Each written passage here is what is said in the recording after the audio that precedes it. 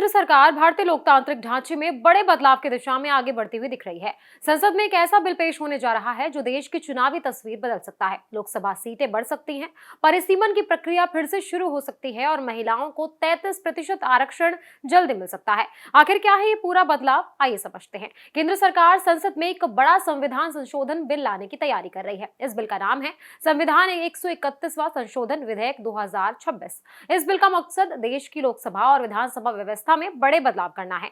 सबसे बड़ा प्रस्ताव ये है कि लोकसभा की कुल सीटें बढ़ाई जा सकती हैं। अभी जहां लोकसभा में 543 सीटें हैं, वहीं भविष्य में ये संख्या बढ़कर करीबन 850 तक हो सकती है। सरकार का कहना है कि देश की आबादी बढ़ी है, शहरों का विस्तार हुआ है, इसीलिए अब जनता के सही प्रतिनिधित्व के लिए सीटों का बढ़ना जरूरी है।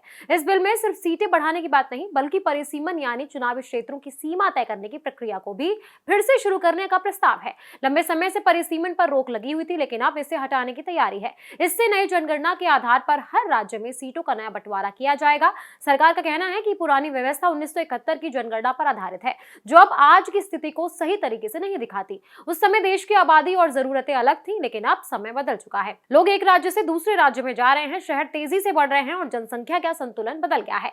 इस बिल के तहत एक नया परिसीमन आयोग भी बनाया जाएगा। ये आयोग तय करेगा कि किस क्षेत्र में कितनी सीटें होंगी और चुनावी सीमाएं कैसी होंगी। आयोग में एक सुप्रीम कोर्ट के जज, चुनाव आयोग के अधिकारी और बाकी विशेषज्ञ शामिल होंगे। इसके अलावा बिल में महिलाओं के लिए भी बड़ा फैसला शामिल है। लोकसभा और विधानसभा में 33% महिला आरक्षण को जल्द लागू करने की तैयारी है। अभी ये नियम परिसीमन और जनगणना से जुड़ा हुआ था, लेकिन अब इसे जल्दी लागू करने का रास्ता साफ किया जा रहा है। इसका मतलब है कि महिलाओं की राजनीति में भागीदारी बढ़ेगी। सरकार का कहना है कि ये बदलाव लोकतंत्र को और मजबूत बनाएगा।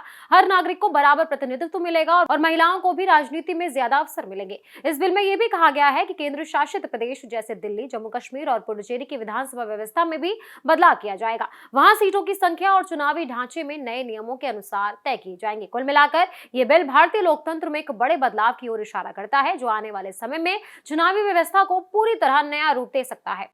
Subscribe now and press the bell icon. Never miss an update.